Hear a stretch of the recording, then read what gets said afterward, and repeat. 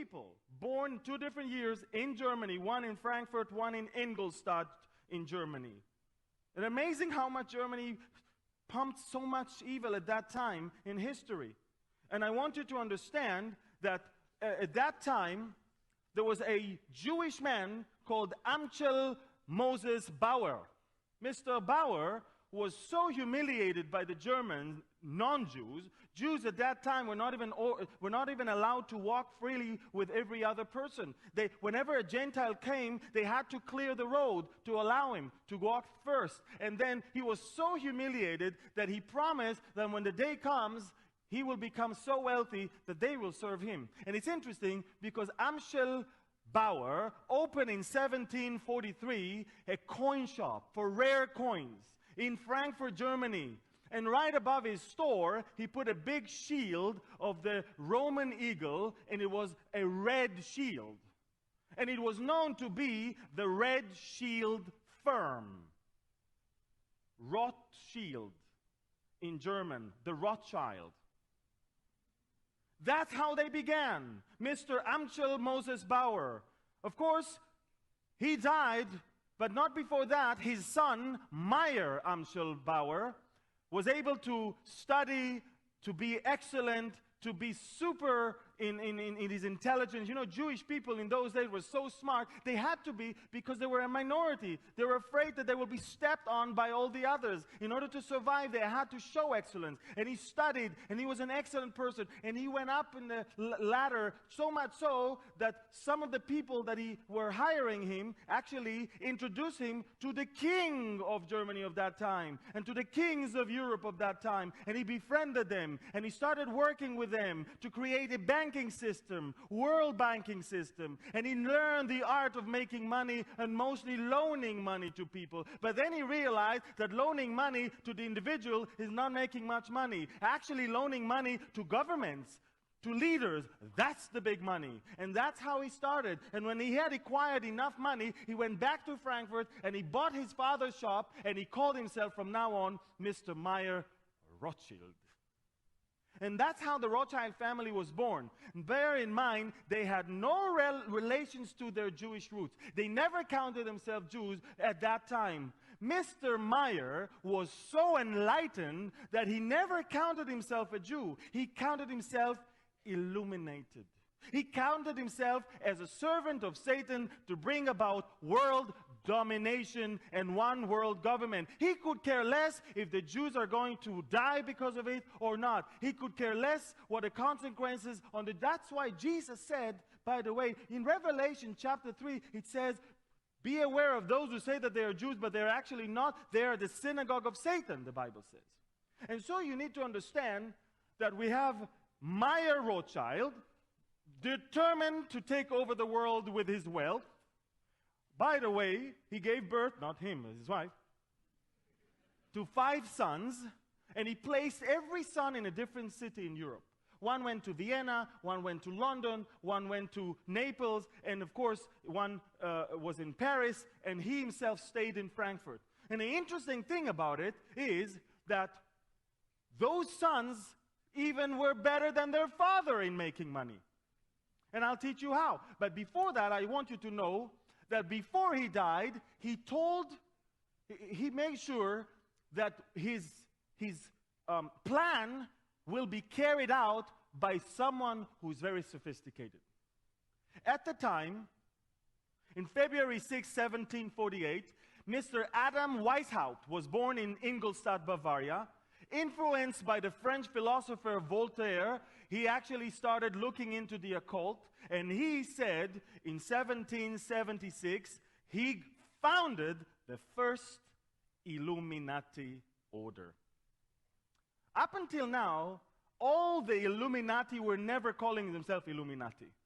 They were just illuminated, they were just enlightened, but they never used the word Illuminati. In 1776, on May 1st, the first time an organization calls himself officially Illuminati and opened his first lodge. And Mr. Meyer Rothschild is giving him the money and is sitting with him and plotting how his money and this man's teaching are going somehow to take over the whole world. Mr. Hauptstadt was actually a Jesuit priest who was actually leaving his faith in God and ready to take over the world because of his influence by the occult. And somehow, at some point, the messenger that carried the secret writings of the Illuminati died along the way, and the documents were found, and they were published, and the whole world were roaring because of the fact that there is a group of people that is now plotting to take over the world. Now, Meyer, Rothschild, and Hauptstadt actually knew that they cannot really write who they are. They wanted to disguise as if it's a Jewish plot to take over the world, and they wrote it in a way that whoever finds it will actually accuse the Jews for that. And that is exactly what happened. Jewish people were accused all around Western and Eastern Europe, and thousands of them died in attacks. Now, before he died, Mr. Rothschild told his son 3 things. 1, whenever you have a job, an important position in our family's business, only you should be there. Don't let any foreigner take that position. If your daughter is marrying someone else, he cannot be in that position. Only direct bloodline. Second, he told them, marry second-degree cousins. Don't intermarry with others. We need to keep the wealth within our own bloodline. Third, he said, never give any account to anyone about what you have and how much you have. Up until today, there is no document that specifies how much the Rothschild family really owns. They all keep his commandments very well. And so, Mr.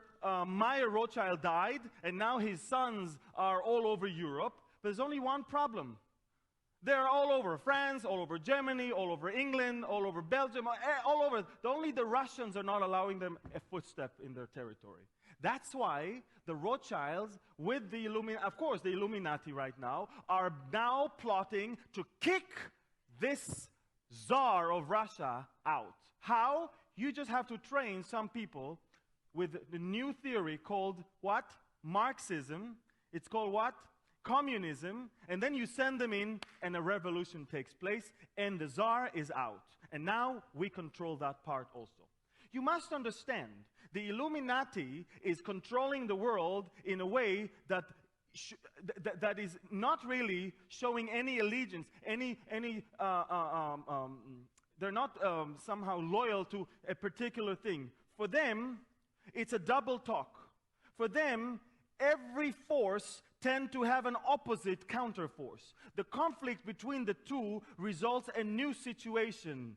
You see, every thesis must have an antithesis, and that brings the synthesis. You understand that? And then, of course, that's how the synthesis is helping them. The insertion, you have to understand, this is a double talk and a double think. That's how they do. They feed the world of wealth, and they feed the communists, and at the same time they can oppress these and oppress those and make sure there are wars, and they give money to this side of the war. They gave money to the French Revolution. They gave money to the Civil War in America. They gave money to both sides in World War I. They gave money to both sides on World War II. They gave money to both sides in the Cold War. They always supported two sides because it served their interests. It is the thesis and the antithesis, and they wanted the synthesis. And remember that. And so, we're coming to that point where Rothschild is very strong. His son is Nathan Rothschild. He's the one who is placed in England. Have you ever heard the name Waterloo? Have you ever heard the name ABBA, the band, the Swedish band? Have you ever heard the song Waterloo? Never mind. Anyway, Waterloo is a place. Today is in Belgium. At that time, it was in the hands of the Netherlands. And there was a big battle there between Napoleon and Britain and Germany. That was, of course, on June 15, 1815. And you have to understand that the Duke of Wellington, on behalf of the British, and the King of Prussia were against Napoleon. The whole world was holding his breath. Who's going to win? the stock market of London was holding its breath. They all knew if Napoleon wins, the British stock market is going to collapse. But if Britain will win, the stocks will soar. So what happened is, Mr. Nathan Rothschild had his secret courier, secret envoy in the battlefield to observe what's going on. On 18th of June, just 3 days into the battle, he came all the way to London and he reported to Nathan that Napoleon is being defeated. Nathan is sitting in his room and he says, I cannot report that. I must use this information to create disinformation to benefit from both. So he went to the Department of War and said, my person says that Napoleon is actually winning. He actually went to the stock market and started selling all of his stocks. So all the traders thought, wow, if Nathan Rothschild, that wealthy man, is selling all of his stocks, we're losing the battle. Everybody started selling all their stocks. The stocks plunged a penny for the dollar. In just 10 minutes, before the messenger, the real messenger of the fight, came to report their victory, Nathan Rothschild bought all the stocks. And immediately, he was the wealthiest man in England, and he bought the Bank of England of that time. His brothers and his descendants now moving to New York, and they bought the Central Bank of America. And the Federal Reserve today is not the Federal Reserve which you think as a Central Bank of America. It is a privately owned bank by the Rothschild family. And you probably don't even know that.